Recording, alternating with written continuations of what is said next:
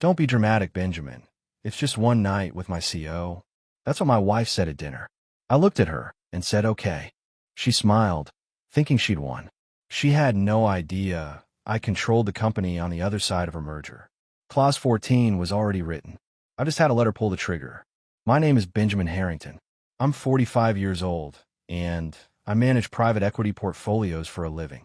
It's the kind of work where you learn to read between the lines of financial statements and spot weakness in corporate structures before anyone else does. I build positions quietly, move capital without making waves, and understand that real power doesn't announce itself. Funny how those same skills didn't help me see what was rotting inside my own home. The real fracture in our lives started 7 months ago. My son Lucas, who's 15 now, was in the passenger seat when Cassandra ran a red light on Madison Avenue. She was texting someone. Later, I found out it was Preston, her CEO, confirming dinner plans while our son sat 3 feet away from her. The Escalade that T-boned them on the driver's side sent Lucas through a nightmare of surgeries, steel rods, and rehabilitation centers that still haven't given us good news. He's in a wheelchair now. Might be forever. Cassandra walked away with broken ribs, bruises that faded in weeks, and a concussion that somehow didn't shake loose her ability to lie. She told the police she'd glanced at the navigation. She told me she was distracted by a client call. She told our insurance company she'd been adjusting the radio. Every version of the story was different, but none of them mentioned Preston's name. But Lucas knew. He'd seen the screen light up in her hand. He'd watched his mother smile at whatever message came through seconds before impact, and that image burned itself into his memory, alongside the pain of losing the use of his legs. The doctors say he might regain some function with years of therapy. Might. That word is a lot of heavy lifting in our house these days. He doesn't talk to her much anymore. When she tries to wheel him to physical therapy appointments, he asks me to take him instead. When she leans down to kiss him goodnight, he turns his head toward the window. I've never told him I hate her. He figured that out on his own, the way smart kids do when they realize their parent values a text message more than their safety. Tonight, Cassandra wanted to discuss something important over dinner at Marcello's, the Italian place downtown, where we used to celebrate anniversaries back when we still had things worth celebrating. She wore the black dress I bought her for our 10th anniversary, the one that cost more than my first car. Her perfume arrived at the table before she did, expensive and deliberate. I was already seated when she walked in, heels clicking across marble like a countdown timer. She moved through the restaurant like she owned it, nodding at the maitre d', trailing fingers across the back of an empty chair before settling into hers. Everything about her was calculated. Always had been. She sat down, smiled that boardroom smile, and folded her hands on the white tablecloth like she was about to present quarterly earnings. We need to talk about the Blackstone deal, she said, skipping past pleasantries. I took a sip of water. Waited. Preston needs this merger to close. You know how important it is. She leaned forward slightly. The firm's been working on this for 8 months. Everything's riding on it. I'm aware, I said. Then you understand why I need to do whatever it takes to make sure it happens. She paused, watching my face for a reaction. Preston asked me to help seal the relationship with the other side. Build trust. Show good faith. I set my glass down. What exactly does that mean, Cassie? She didn't flinch. It means spending one night being charming and available. That's all. The words hung in the air between us like smoke.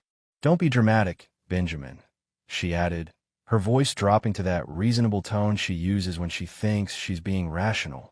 It's just one night with my CEO. You know how these things work. Sometimes you have to play the game. I looked at her across the candle flame. Really looked, the way you study something you're about to lose. Watched the light catch in her eyes. Watched her lips press together as she waited for me to protest, to make a scene, to give her an excuse to paint me as unreasonable. Okay, I said. She blinked. That wasn't the reaction she prepared for.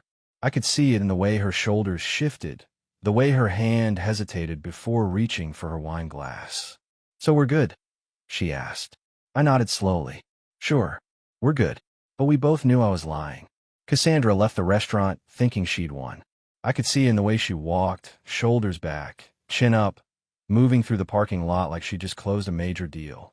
She didn't kiss me goodbye, just touched my shoulder, said she'd be home tomorrow afternoon, and slid into her Mercedes. I watched her taillights disappear into traffic, then sat in my car for 10 minutes, staring at nothing. The drive home took 20 minutes. Lucas was still awake when I walked in, his wheelchair positioned by the living room window where he'd been watching the street. He did that sometimes, waiting for me to come home, not because he was worried, but because sitting alone in the silence of this house had become unbearable for him. "Where's Mom?" he asked. I hung my keys on the hook by the door. "Working late."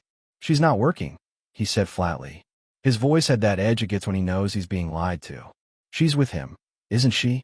That guy from her office." I walked over and sat on the couch across from him. "Yeah." Lucas nodded slowly, his jaw tight. "I knew it.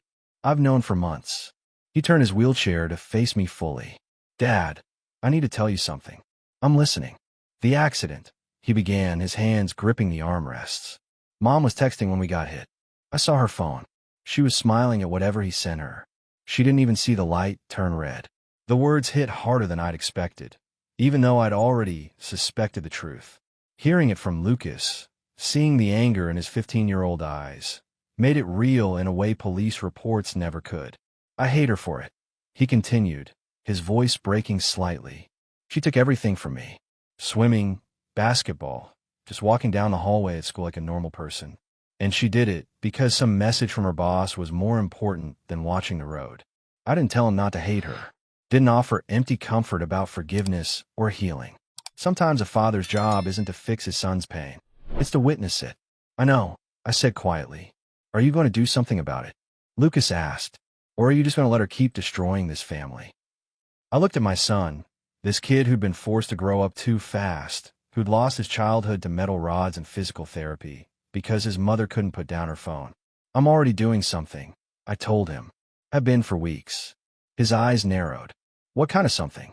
I stood, walked to my study, and returned with a manila folder. Inside were documents I'd been preparing since the night I first suspected Cassandra's affair.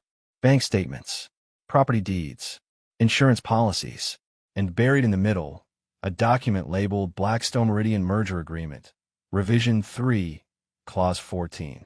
"You remember Preston Griffith?" I asked. "Mom's boss. 12 years ago, Preston worked as a junior analyst at Westbrook Capital. I was consulting there, running risk assessments on their investment portfolio." I opened the folder, showing Lucas a page with Preston's name highlighted. He falsified numbers on a major client report, made positions look safer than they were. When I caught him, I had him fired. Lucas's eyes widened. So this whole thing with Mom was his way of getting back at me. Except he doesn't know that I know who he is. Doesn't know I've been waiting for him to make exactly this kind of mistake. I pulled out another document, pointing to a specific clause. 3 weeks ago, I added language to the Blackstone merger agreement. Any ethical breach by key figures gives the counterparty the right to terminate immediately. "And Mom sleeping with Preston counts as an ethical breach," Lucas said, understanding dawning across his face. "More than that. I'm on the advisory board for Meridian Capital, the company Cassandra's firm is trying to merge with." I closed the folder.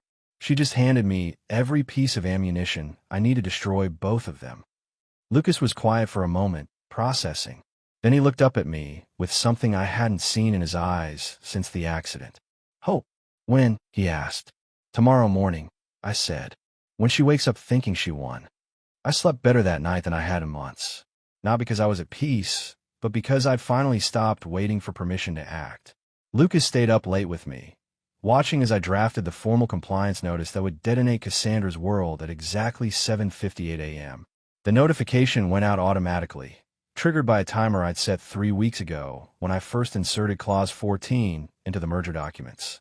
Cassandra had initialed every page without reading them, too busy scrolling through messages from Preston to notice what she was signing. By 8:15 a.m., my phone started ringing. I ignored it, made breakfast instead, scrambled eggs and toast for Lucas while he scrolled through his tablet, monitoring the financial news feeds where the first whispers of trouble were already surfacing. "Dad," he said, looking up. "Bloomberg just posted something about Blackstone postponing integration talks." "Good," I replied, sliding his plate across the table. At 8:47 a.m., Cassandra called.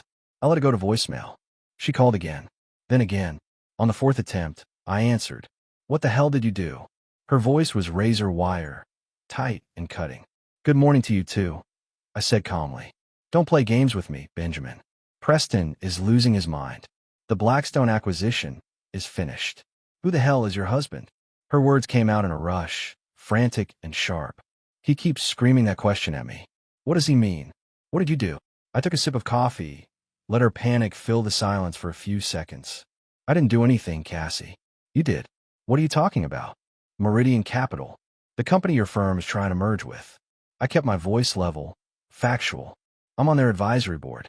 Have been for 6 years. You'd know that if you'd ever bother to ask what I actually do for a living instead of assuming I was just some boring portfolio manager shuffling papers." The silence on her end was absolute. "Clause 14, I continued. Ethical breach by key figures gives the counterparty unilateral termination rights. You sleeping with Preston while negotiating a deal where I'm advising the other side qualifies as exactly that kind of breach. Congratulations. You just killed an 8-month negotiation. You son of a..." she started, but I cut her off. "And before you start making threats, you should know that everything is documented. Time-stamped messages, hotel receipts, even that text you sent me from room 927 at the Waldorf.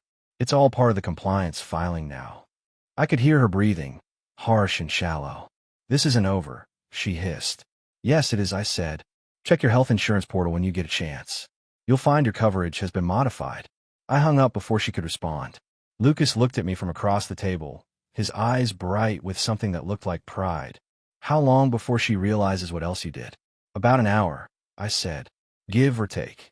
At 9:30 a.m., my lawyer called to confirm that the separation papers have been filed. At 10:15, Cassandra's assistant tried reaching me on behalf of her boss. At 11 o'clock, Preston Griffith's office left a voicemail threatening legal action. I deleted it without listening to the whole thing. By noon, Lucas and I were at his physical therapy appointment, going through the same painful routine we'd done 3 times a week for 7 months. Watching him struggle to regain sensation in his legs, seeing the determination on his face despite the odds, reminded me why I'd done this. Not for revenge, for justice. And we were just getting started. The fallout came faster than I'd anticipated. By the next morning, Cassandra's face was all over the business news, not by name but by implication. Sources close to the failed Blackstone merger cite internal conflicts of interest, read one headline. Meridian Capital pulls out citing ethical concerns, read another. I was in my home office when Lucas wheeled in, holding his tablet. "Dad, you need to see this," he said, turning the screen toward me. It was an internal email from Cassandra's firm, leaked to a legal blog I'd never heard of. The subject line read, "Emergency Ethics Review, Senior Partner Conflict." I scanned the contents. Her firm was launching an investigation. Partners were being interviewed. Clients were being contacted. Someone had moved fast, and it wasn't me. "Who leaked this?" Lucas asked. "I don't know," I admitted, "but I'm about to find out." My phone buzzed. A text from an unknown number. "We should talk. Coffee at Greystone in an hour. DK. Diane Kepler, the new managing partner at Cassandra's firm, the woman who'd taken over operations 6 months ago after the previous leadership retired. I'd met her exactly twice, both times at firm holiday parties where Cassandra had barely introduced us before moving on to more important people. I texted back, "I'll be there." Lucas frowned. "You think it's a trap?" "No," I said. "I think it's an opportunity." An hour later, I sat across from Diane at a corner table in Greystone Cafe, a place too public for anything truly underhanded, but private enough for honest conversation. She was in her late 50s, sharp-eyed and precise, wearing a gray suit that probably cost more than most people's monthly rent. "Thank you for coming," she said, stirring her espresso. "You have information I want," I replied. "So let's skip the small talk." She smiled slightly. "Direct. I like that." She pulled a folder from her briefcase and slid it across the table. "I've been feeding you information about Cassandra for 4 years." I opened the folder. Inside were copies of emails, meeting notes, performance reviews, all documenting Cassandra's increasingly questionable decisions. Things I'd never seen before, details I hadn't known. "Why?" I asked. "Because your sister and I went to law school together," Diane said simply. "Margaret asked me to keep an eye on Cassandra when she joined the firm. Said she had concerns about her ethics." I agreed. "My sister Margaret. who'd passed away 3 years ago from cancer, who'd warned me about Cassandra before we got married, told me she saw red flags I've been too and loved to notice. Margaret asked you to watch my wife. She asked me to watch out for you, Diane corrected. And when I saw what Cassandra was doing, who she was becoming, I made sure you had access to the information you'd need if things went south. She tapped the folder. Every questionable client interaction, every ethical shortcut, every time she threw someone under the bus to advance her career. I looked at the documents again, seeing them in new light. You've been planning this. No, Diane said. You've been planning this. I've just been making sure you had the ammunition. She leaned forward. Cassandra doesn't know it yet, but the firm is going to ask for her resignation by end of week. The ethics investigation is real, and it's going to find things that make the Preston situation look minor. Like what? Like stealing your intellectual property 3 years ago, she said. That risk assessment framework you developed? The one you showed her for feedback? She filed it under the firm's name and built her entire practice around it. I have the documentation proving it was yours first. The room seemed to tilt slightly. She stole my work and made millions from it, Diane confirmed. Which means you have grounds for a lawsuit that could destroy what's left of her reputation and drain whatever assets she thinks she'll walk away with. I sat back, processing. Why tell me now? Because Margaret would have wanted you protected. And because Cassandra hurt that boy. Her voice hardened. I have grandchildren, Mr. Harrington. The idea of someone texting while driving with a child in the car makes me physically ill. What she did to Lucas is unforgivable. She stood, leaving the folder on the table. Use it well, she said. And when this is over, know that you weren't alone. You never were. The foreclosure notice arrived at Cassandra's office on a Tuesday afternoon, delivered by certified mail, to ensure she couldn't claim she'd never received it. I know because my attorney called me the moment the delivery confirmation came through. She signed for it 2:47 p.m., he said. You should expect a call shortly. He was right. My phone rang at 3:12 p.m. I let it go to voicemail. She called again. And again. On the fifth attempt, I answered. The house. Her voice was shrill, barely controlled. You're taking the house. It's not your house, Cassie, I said calmly. It never was. The property is held in the Harrington Family Trust, established by my grandmother in 1987. You were added as a resident beneficiary when we married, but that status included a morality clause. You violated it. A morality clause? That's insane. We're not living in the 1800s. No, we're living in the present, where legal documents have consequences. I was sitting in my home office, looking out at the garden Lucas and I had planted last spring. You have 30 days to vacate. The trust attorney has already filed the necessary paperwork. I'll fight this. I have rights. You have exactly the rights the trust documents grant you, which as of last week is none. I pulled up the document on my screen. Section 14, subsection C. Beneficiary status may be revoked in cases of moral turpitude, infidelity, or actions detrimental to family interests. Your affair with Preston qualifies on all 3 counts. She was breathing hard, the kind of panic gasps that come right before someone completely loses control. Where am I supposed to go? That's not my problem anymore, I said. But you might want to think about it soon. I heard from a friend at American Express that your credit score dropped to 540 this morning. The silence that followed was absolute. What did you do? She whispered. I reported fraudulent charges. The hotels, the restaurants, the gifts you bought Preston using our joint accounts. Turns out using marital credit cards to fund an extramarital affair is considered fraud in New York. The banks are investigating, and they've frozen your cards pending resolution. You're destroying me, she said, her voice breaking. No, I corrected. You destroyed yourself. I'm just making sure you can't take Lucas and me down with you. I hung up. Lucas rolled into the office a few minutes later, holding his tablet. Did you see the news? He showed me the screen. A legal blog had posted an article titled, Major M&A Attorney Under Ethics Investigation Following Deal Collapse. Cassandra wasn't named directly, but the details were specific enough that anyone in the industry would know exactly who they were talking about. Who leaked this? I asked. Does it matter? Lucas replied. She's done. Her firm is going to cut her loose before she drags them down with her. He was right, of course. By the end of the week, Cassandra's clients had started requesting new counsel. Her assistant stopped returning her calls. Her parking space at the firm was reassigned to a junior partner who'd been waiting years for that spot. Preston Griffith fared even worse. The board at his investment firm demanded his resignation within 72 hours of the Blackstone deal collapsing. He tried to fight it, threatened lawsuits, claimed he'd been set up. But when the ethics complaint revealed he'd falsified reports at his previous job 12 years ago, the same reports that had gotten him fired back then, his credibility evaporated. I didn't celebrate, didn't gloat, just watched it all unfold with the same clinical detachment I'd used to analyze a failing investment portfolio. On Friday afternoon, Diane Kepler called me. "Cassandra submitted her resignation this morning," she said. "Effective immediately. The ethics investigation found sufficient evidence of misconduct to recommend termination, but the firm gave her the option to resign instead." "What kind of misconduct?" I asked. "Conflict of interest, misappropriation of client resources, and the intellectual property theft I mentioned earlier. That risk assessment framework you developed? We have emails proving she passed it off as her own work and charged clients premium rates for using her methodology." "How much?" "Conservative estimate.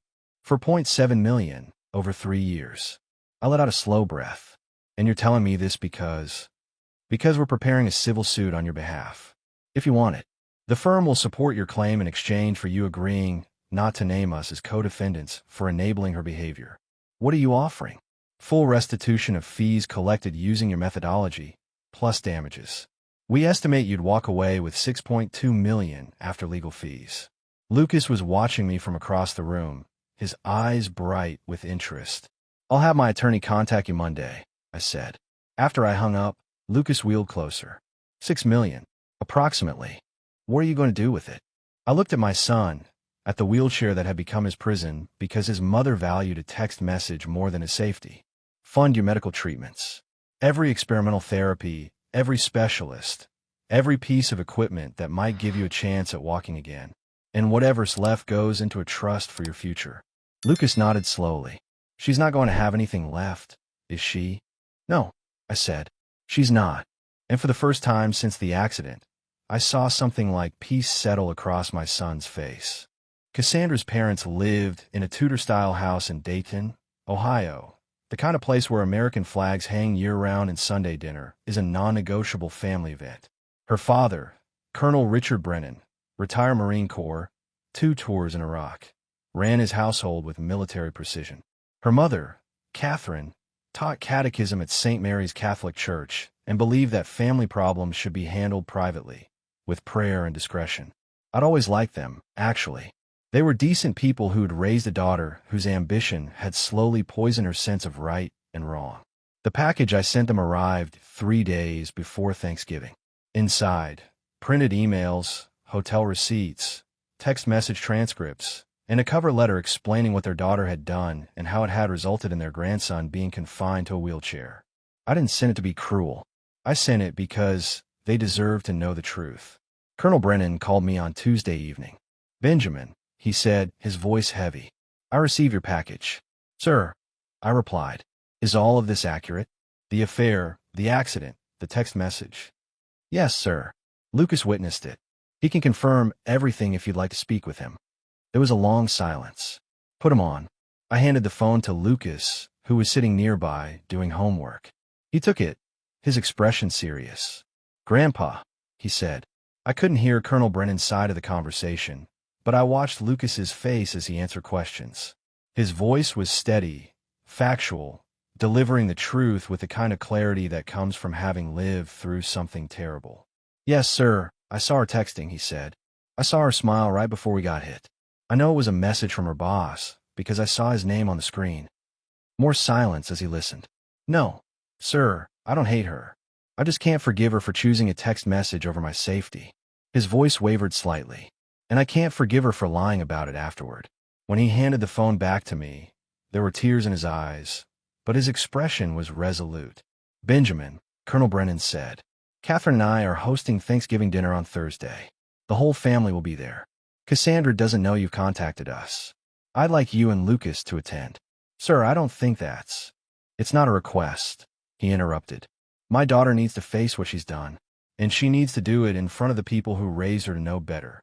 I looked at Lucas, who nodded. "We'll be there." I said.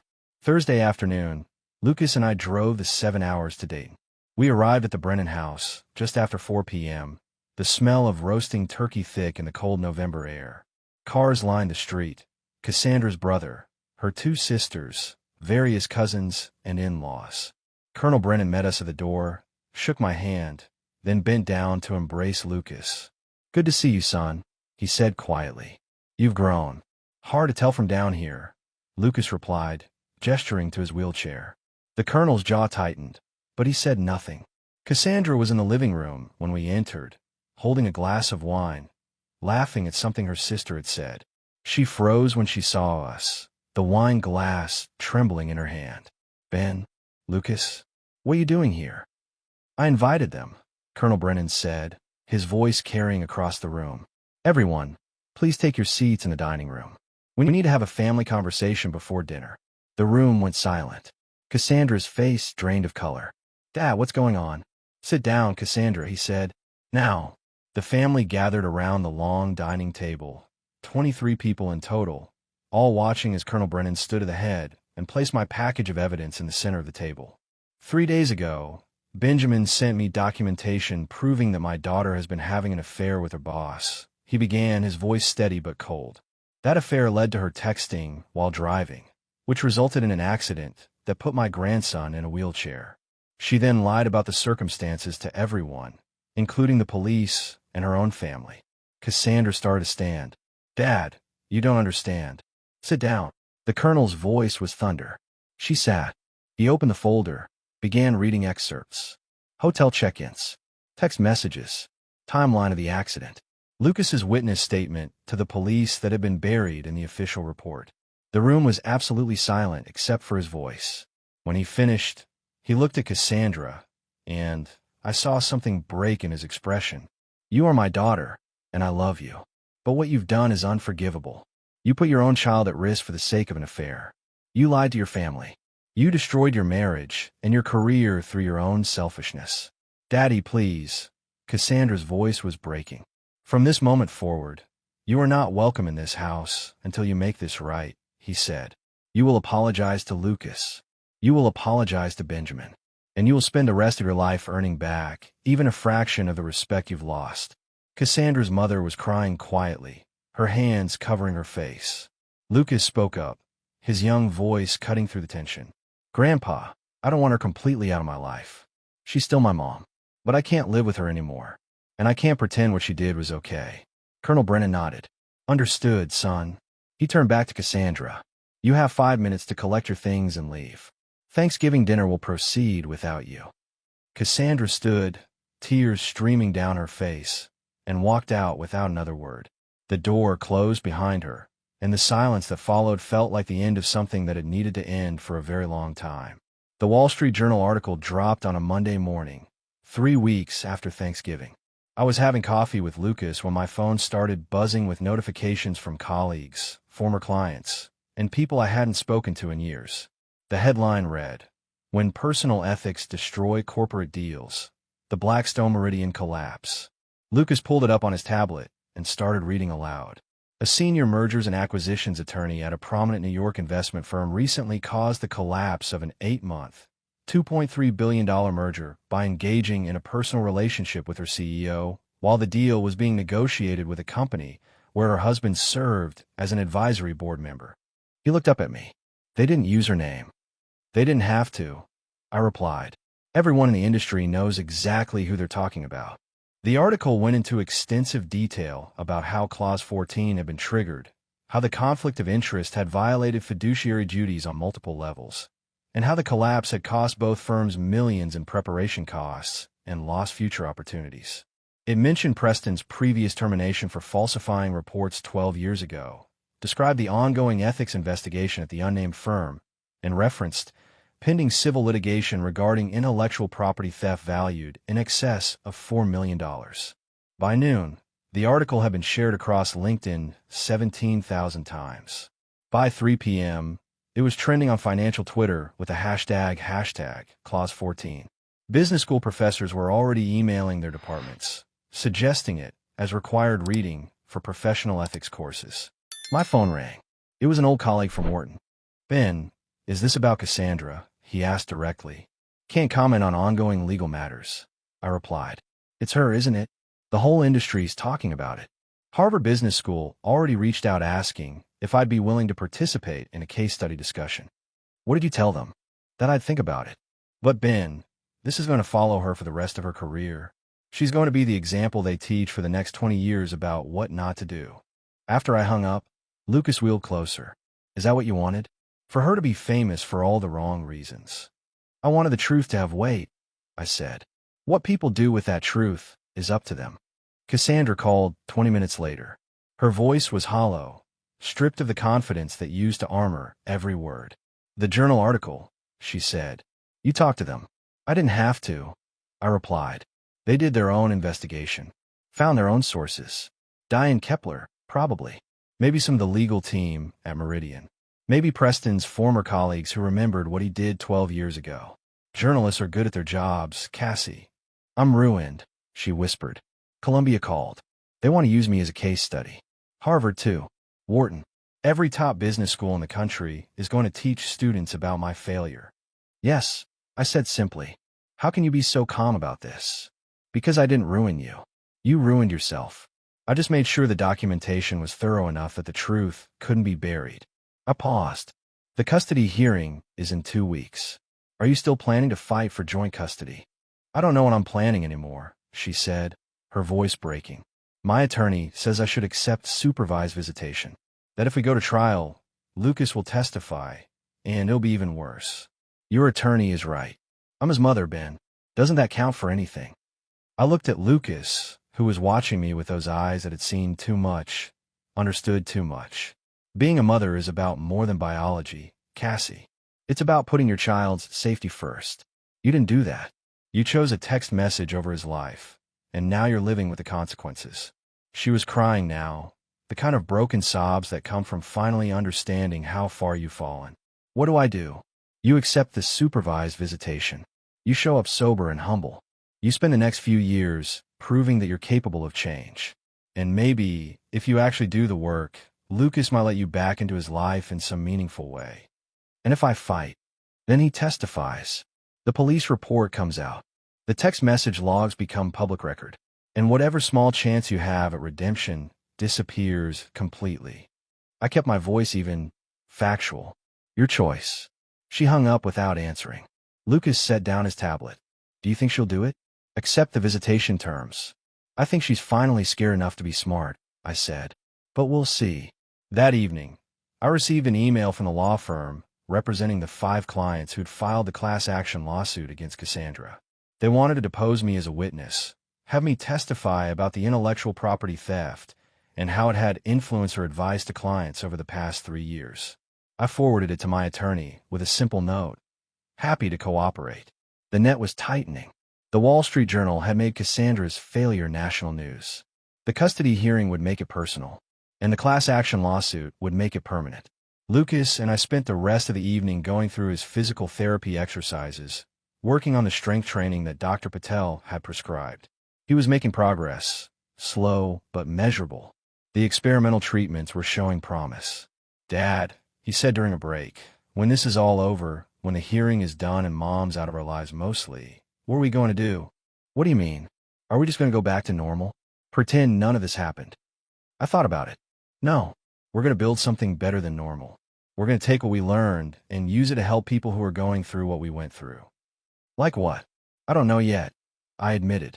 But we'll figure it out together. He nodded, satisfied with that answer, and went back to his exercises. Outside, the city lights were starting to flicker on, and I stood at the window watching New York settle into evening. Somewhere out there, Cassandra was probably sitting in her lawyer's office, trying to figure out how to salvage something from the wreckage of her life. But that wasn't my problem anymore. My problem was helping my son walk again, and making sure that the woman who'd put him in that wheelchair never had the power to hurt him again. The depositions for the class action lawsuit began the week after the Wall Street Journal article published. 5 companies, all former clients of Cassandra's, all claiming they'd received compromised legal counsel due to her undisclosed relationship with Preston and her conflict of interest in deals involving Meridian Capital. My deposition was scheduled for Tuesday morning at the offices of Berkman and Associates, the firm representing the plaintiffs. Lucas wanted to come with me, but I convinced him to stay home with his tutor. The lead attorney, Raymond Berkman, was a silver-haired man in his 60s with the kind of sharp eyes that came from 40 years of cross-examining witnesses who thought they were smarter than him. Mr. Harrington, he began after the preliminaries. Can you describe your professional relationship with Meridian Capital?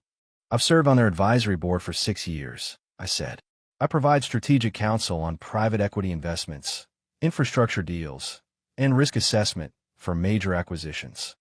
And were you aware that your wife was the lead attorney representing Preston Griffith's firm in their attempted merger with Meridian? Not initially. I became aware approximately 4 months before the deal collapsed. What did you do when you discovered this conflict of interest?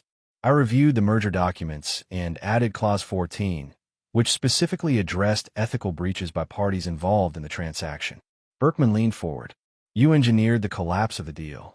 No, I corrected. I created a safety mechanism. My wife engineered the collapse by choosing to sleep with Preston Griffith while negotiating a deal where I had fiduciary responsibilities to the other side. The clause simply gave Meridian legal grounds to terminate when the conflict became untenable.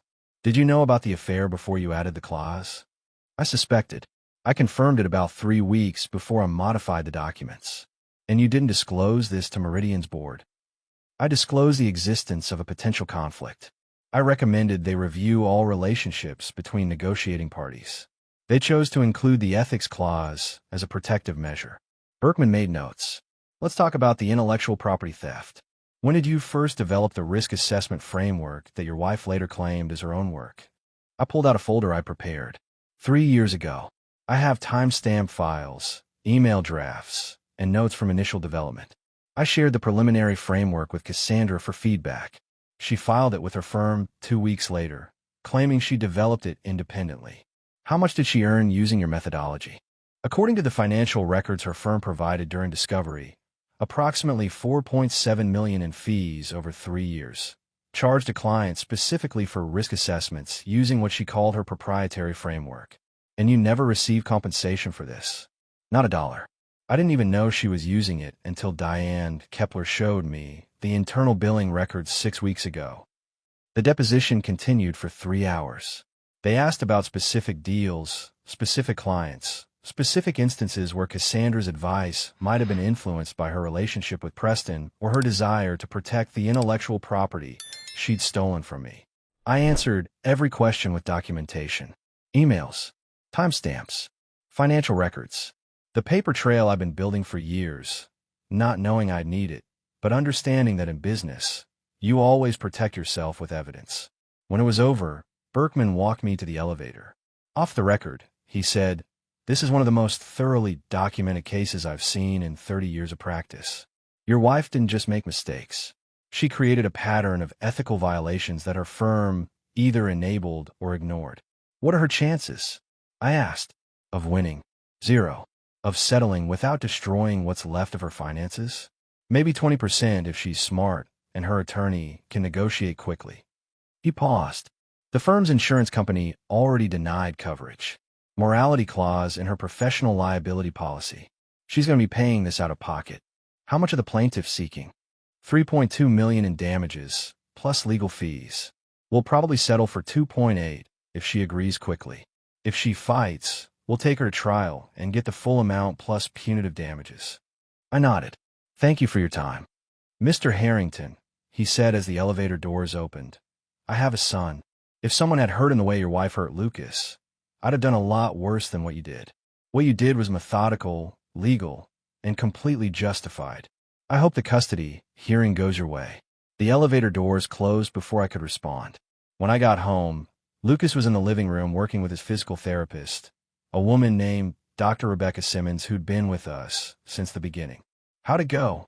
He asked, taking a break. Good. The plaintiffs have a strong case. Your mother's going to lose. How much? Probably close to $3 million once it's all settled. Lucas whistled low. She doesn't have that kind of money. No, I agreed. She doesn't. Dr. Simmons finished the session and left us alone. Lucas wheeled over to where I was sitting. Dad, can I ask you something? Always. Do you feel bad? About what's happening to her? I thought about it carefully. I feel bad that it had to come to this. I feel bad that she made choices that hurt you and destroyed our family. But do I feel bad about holding her accountable? No. Actions have consequences. She's learning that now. Good, Lucas said. Because I don't feel bad either. And I was worried that made me a bad person. You're not a bad person, son. You're someone who understands that forgiveness doesn't mean accepting behavior that hurts you. It means choosing not to let that behavior define your future. He nodded, processing that. My phone buzzed. A text from Cassandra's attorney. Client has agreed to accept supervised visitation terms. We'll submit consent agreement to court tomorrow. Hearing canceled. I showed Lucas the message. It's over, he asked. The custody part is, I said. Now we just wait for the class action settlement and move on with our lives. Lucas looked relieved. What happens to her now? She figures out how to live with what she's done. And we figure out how to build something better. 8 months after the custody hearing, Lucas took his first steps. Dr. Patel had warned us not to expect miracles. The spinal damage was severe, the prognosis cautious at best. But we'd invested everything into experimental treatments, stem cell therapy, intensive rehabilitation. $300,000 from the intellectual property settlement. Every dollar focused on giving Lucas a chance. I was at the rehabilitation center when it happened, watching through the observation window as Lucas worked with Dr. Simmons on the parallel bars. He'd been practicing standing exercises for weeks, building strength in muscles that had forgotten how to work. Then he moved his right foot forward, just 6 inches, shuffling and uncertain, but forward. Dr. Simmons gasped. Lucas, did you just? I think so, he said, his voice shaking. Can I try again? He moved his left foot, then his right again. 3 steps total before his legs gave out, and he collapsed back into the wheelchair, breathing hard and grinning like he'd just summited Everest. I walked into the room, my throat tight. You did it, son. I did it, he repeated, wonder in his voice. Dad, I actually did it. The progress was slow after that. 3 steps became 5, then 10. By the end of the month, Lucas could walk 20 feet with assistance. The doctors revised their prognosis from unlikely to regain function to significant recovery possible with continued therapy. Cassandra heard about it through her supervised visitation. Lucas told her himself during one of their awkward Saturday meetings, and according to the court monitor's report, she'd cried for 10 minutes straight.